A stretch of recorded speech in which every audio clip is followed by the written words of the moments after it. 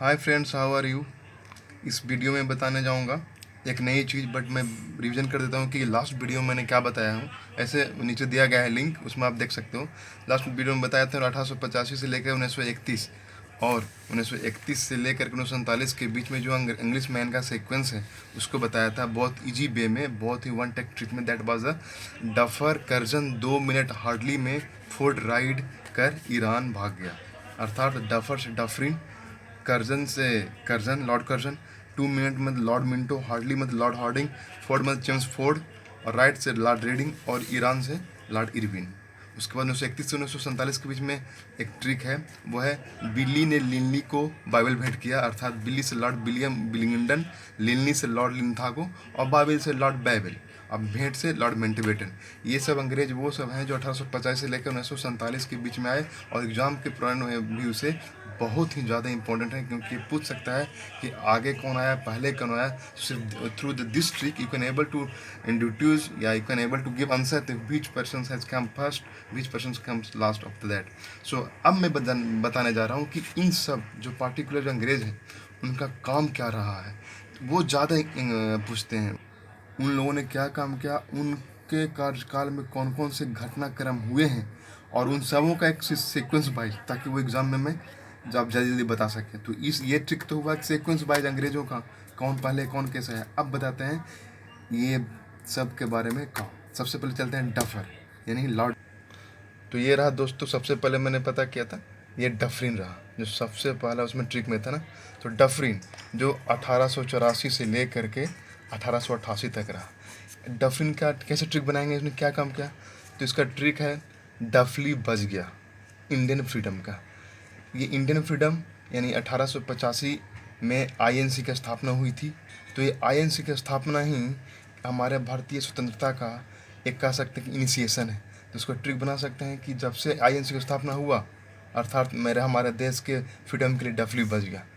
तो ये ट्रिक हुआ कि डफर डफरिन और डफली, डफली से डफरिन हो गया, याद रहेगा। तो डफली बच गया किसका, इंडियन फ्रीडम्स का। इसका मतलब आईएनसी की स्थापना हो चुका है। और ये आईएनसी की स्थापना के बारे में आप जानते हो कि 28 दिसंबर 1885 को हुआ था। वो भी गोकुलदास तेजपाल संस्कृत हाई स्कूल में। और सबसे प्रथम इनका स्थापना जो था डॉक्टर ए ह्यूम थे। ठीक है।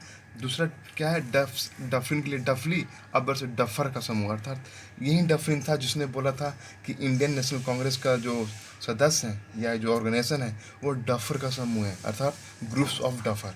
तो एक डफरिन यानी कि इसे जैसे मुझे ध्यान में आया डफरिन, तो दो ट्रिक आ गया, डफली और डफर। डफली बच गया मतलब कि आईएनसी की स्थापना हो गया, और डफर का समूह मतलब कि उसने बोला था। तो ये दो क्वेश्चन हमेशा आते हैं। और थर्ड क्वेश्चन एक आता है कभी कभी, जो आंग्ला बर्मा युद्ध ये हुआ था, ये थर्ड, ये 1885 से लेकर के 1888 के बीच में हुआ था। ये आंग्ला बर्मा बार जो है थर्ड बार, इसके बाद यह पूरे बर्मा को इंग्लिश मैन में यानी कि अंग्रेजों में अपने भारत में मिला लिया। दोस्तों अब आता हूँ वो उस अंग्रेज पर जिसको बहुत ही कुख्यात था अपने काम के लिए, और बहुत ही एग्जाम के पॉइंट ऑफ व्यू से बहुत ही इम्पोर्टेंट। पहला कर्जन, अभी मैंने डफरिन बताया, वेरी इजी वे। अब कर्जन आ गया, लॉर्ड कर्जन। तो लॉर्ड कर्जन का कैसे ट्रिक बताएंगे। कर्जन लिखते हैं CURZN सी, ये सी से कर्जन। तो सी से क्या क्या बहुत सारे ट्रिक बताएं। C फॉर सबसे पहला क्रैकलिंग ऑफ बंगाल, अर्थात बंगाल विभाजन, इसको बोलते हैं बंगाल विभाजन। और ये ट्रिक बनाने के लिए मैंने इसको किया है C फॉर क्रैकलिंग, मैंने दरार बंगाल में। तो क्रैकलिंग ऑफ बंगाल यानी बंगाल विभाजन। उससे पहले बता दूं कि कर्जन 1899 आया था। तो क्रैकलिंग ऑफ बंगाल 1905, और इसी समय ही स्वदेशी आंदोलन स्टार्ट हुआ था। तो सबसे ज़्यादा क्वेश्चन आता है क्रैकलिंग ऑफ बंगाल। तो C फॉर क्रैकलिंग, फिर अगला बोलते हैं C फॉर कमीशन। तुरंत याद, जैसे कर्जन है C से कर्जन, C फॉर कमीशन।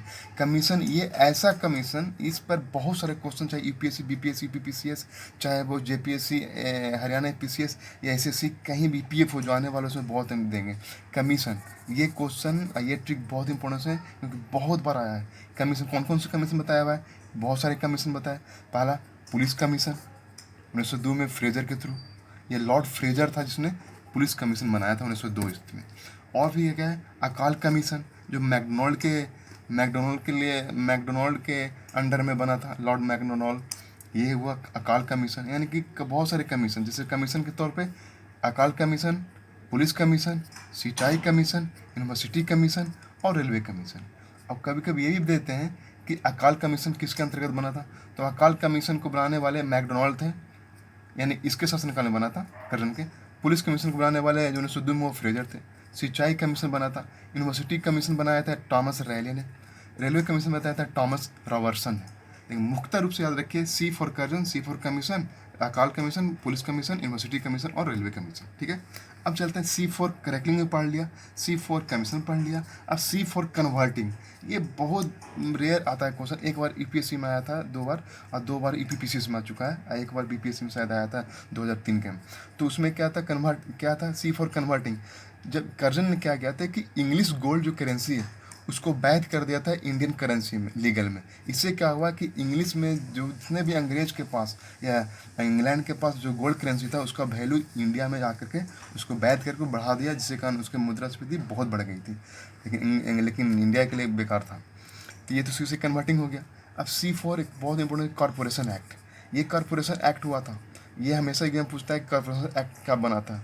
जो आजकल जो बोलते हैं ये दिल्ली कॉरपोरेशन या कभी कभी मुंबई कॉरपोरेशन, ये सब बनता है, ये सब इसी के एक्ट के अंतर्गत बना था। इसके बाद एक बहुत अब आता है C for corporation act, Calcutta corporation act. फिर आता है भारतीय पुरातत्व विभाग 1904 में बना था। तो ये कर्जन का मतलब सी से क्रैकलिंग, सी से कमीशन, सी से कन्वर्टिंग, सी से corporation. Crackling of Bengal commission में अकाल commission, police commission, university commission, railway commission. Converting में English gold currency to Indian currency. और कॉरपोरेशन एक्ट भारतीय पुरातत्व विभाग। तो ये सिर्फ सी से आप यूज कर सकते हैं। करने ऐसी कोई कमीशन आया, दिमाग लगाइए, सी कमीशन, ओ पक्का कर्जन होगा, मार दो। तो दैट्स इजी। तो अब चलते हैं, अब आते हैं मिंटो 2 जो 1905 से 1910 तक रहा। अभी इससे पहले बताया डफरिन, उसके बाद कर्जन, ये मिंटो, ये उससे भी ज़्यादा इंपॉर्टेंस है। ये अक्सर आता है एग्जाम में, चाहे यूपीएससी, बीपीएससी, जेपीएससी हो, सभी जगह से सी हो, ईपीएफ आने वाला है। सबसे पहले एम फॉर मुस्लिम लीग जो 1906 में हुआ था, ये ढाका में हुआ था, और आगा खां और सलीमुल्लाह 2 आदमी थे जिन्होंने ही मुस्लिम लीग की स्थापना हुई थी। तो एम फॉर मिंटो, तो एम फॉर मुस्लिम लीग। उसी तरह अगला हो गया M for Morley Minto reforms जो 1909 में हुआ था, और ये मुस्लिमों का अलग निर्वाचन के लिए हुआ था। फिर एम्स फॉर मतभेद अर्थात सूरत विभाजन जो 1907 में हुआ था कांग्रेस का, उसमें रास बिहारी घोष थे। ठीक है, तो मैं कह सकता हूँ कि ट्रिक याद करने के लिए एम फॉर मिंटो, तो M for Muslim, M for Morley Minto reform और एम फॉर मतभेद। कहीं भी आए मतभेद तो याद रखें ये अच्छा, मतभेद मतलब एम से मिंटो। जैसे कोई मुस्लिम के बारे में आए, मुस्लिम अलग निर्वाचन कब हुआ था, मुस्लिम लीग की स्थापना कब हुई थी, और इसके दौरान लॉर्ड कौन था, तो जैसे ध्यान आए मुस्लिम, याद रखें एम फॉर मुस्लिम तो एम फॉर मिंटो। तो ये रट जाइए, बहुत ईजी ट्रिक है। कितना ईजी ट्रिक है कि आप जैसे आप एम याद रखिए, एम फॉर मुस्लिम लीग हो गया, एम फॉर मुस्लिम रिफॉर्म हो गया, एम फॉर मतभेद हो गया, यानी कि स्वद विभाजन हुआ। तो ये बहुत ईजी था। बोल सकते हैं कि स्वद विभाजन रास बिहारी बोस को घोष में हुआ था साथ में, मार्ले मिंटो रिफॉर्म मुस्लिमों का अलग निर्वाचन के लिए, मुस्लिम लीग ये आगा खां के लिए, और ढाका में हुआ था। तो ये रहा 3 अंग्रेज, डफरिन, कर्जन और मिंटो। अगले एपिसोड में यानी अगले जो वीडियो में बताऊंगा और भी अंग्रेजों के बारे में, बहुत ईजी ट्रिक। तब तक देखते रहिए और उसको लाइक सब्सक्राइब कर दीजिए, अच्छा होगा, शेयर कर दीजिए। Thank you very much.